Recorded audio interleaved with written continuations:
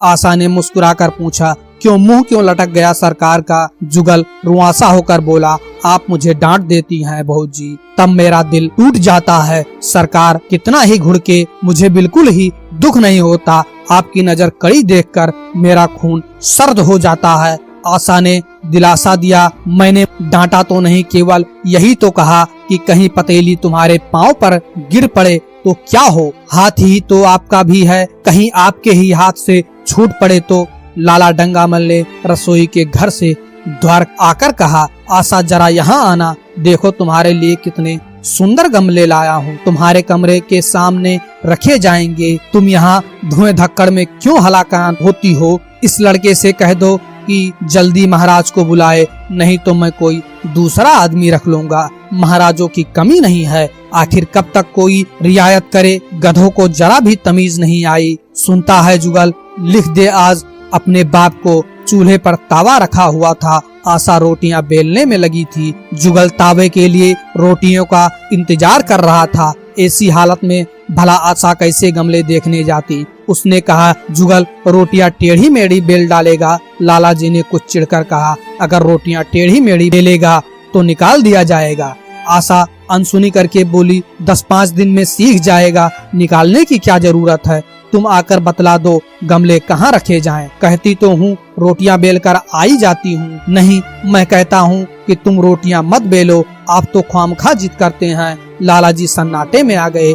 आशा ने कभी इतनी रुखाई से उन्हें जवाब ना दिया था, और यह केवल रुखाई न थी, उसमें कटुता भी थी। लज्जित होकर चले गए। उन्हें ऐसा क्रोध आ रहा था कि इन गमलों को तोड़कर फेंक दे और सारे पौधों को चूल्हे में डाल दे। जुगल ने सहमे हुए स्वर में कहा, आप चली जाएं बहू जी, सरकार बिगड़ जाएंगे। बको मत, जल्दी जल्दी फुलके सेको, नहीं तो निकाल दिए जाओगी। और आज मुझसे रुपए लेकर अपने लिए कपड़े बनवा लो। भिखमंगों की सी सूरत बनाए घूमते हो और बाल क्यों इतने बढ़ा रखे हैं? तुम्हें नाई भी नहीं जुड़ता। जुगल ने दूर की बात सोची, बोला, कपड़े बनवा लूं तो दादा को हिसाब क्या दूंगा? अरे पागल, मैं हिसाब में नहीं देने कहती, मुझसे ले जाना।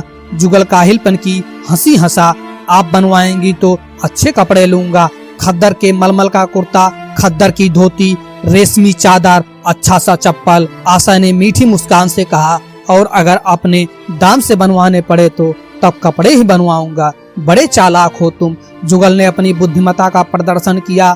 आदमी अपने घर में सूखी रोटियां खाकर सो रहता है, लेकिन दावत में तो अच्छे अच्छे पकवान ही खाता है। वहाँ भी यदि रूखी रोटियां मिले तो वह दावत में जाए ही नहीं। यह सब मैं नहीं जानती। एक गाढ़े का कुर्ता बनवा लो और एक टोपी ले लो। हजामत के लिए 2 आने पैसे ऊपर से ले लो। जुगल ने मान करके कहा, रहने दीजिए, मैं नहीं लेता। अच्छे कपड़े पहनकर निकलूंगा, तब तो आपकी याद आवेगी। सड़ियल कपड़े पहनकर तो और जी जलेगा। तुम स्वार्थी हो, मुफ्त के कपड़े लोगे और साथ ही बढ़िया भी। जब यहाँ से जाने लगूं तब आप मुझे अपना एक चित्र दीजिएगा। मेरा चित्र लेकर क्या करोगे? अपनी कोठरी में लगाऊंगा और नित्य देखा करूंगा। बस वही साड़ी पहनकर खिंचवाना जो कल पहनी थी, और वह मोतियों की माला भी, जो मुझे नंगी नंगी सूरत अच्छी नहीं लगती।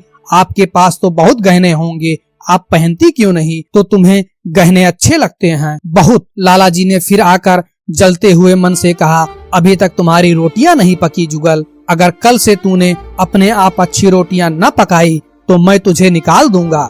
आशा ने तुरंत हाथ मुंह धोया और बड़े प्रसन्न मन से लाला जी के साथ गमले देखने चली। इस समय उसकी छवि में प्रफुल्लता की रौनक थी, बातों में भी जैसे शक्कर घुली हुई थी। लाला जी का सारा खिसियापन मिट गया था। उसने गमलों को मुग्ध आंखों से देखा। उसने कहा, मैं इनमें से कोई गमला न जाने दूंगी, सब मेरे कमरे के सामने रखवाना। सब कितने सुंदर पौधे हैं, वाह, इनके हिंदी नाम भी मुझे बतला देना। लाला जी ने छेड़ा, सब गमले क्या करोगी? 10-5 पसंद कर लो, शेष मैं बाहर रखवा दूंगा। जी नहीं, मैं एक भी न छोड़ूंगी, सब यही रखे जाएंगे। बड़ी लालचीन हो तुम। लालचीन ही सही, मैं आपको एक भी न दूंगी, 2-4 तो दे दो, इतनी मेहनत से लाया हूँ। जी नहीं, इनमें से एक भी न मिलेगा। दूसरे दिन आशा ने अपने को आभूषण से खूब सजाया और फिरोजी साड़ी पहनकर निकली। तब लाला जी की आंखों में ज्योति आ गई।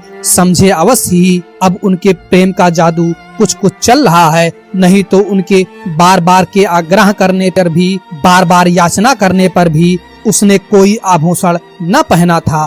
कभी कभी मोतियों का हार गले में डाल लेती थी, वह भी ऊपरी मन से। आज वह आभूषणों से अलंकित होकर फूली नहीं समाती, इतराई जाती है, मानो कहती हो देखो मैं कितनी सुंदर हूँ। पहले जो बंद कली थी आज वह खिल गई थी। लाला जी पर घड़ों नशा चढ़ा हुआ था। वे चाहते थे उनके मित्र और बंधु वर्ग आकर इस सोने की रानी के दर्शनों से अपनी आंखें ठंडी करे, देखें कि वह कितनी सुखी, संतुष्ट और प्रसन्न है।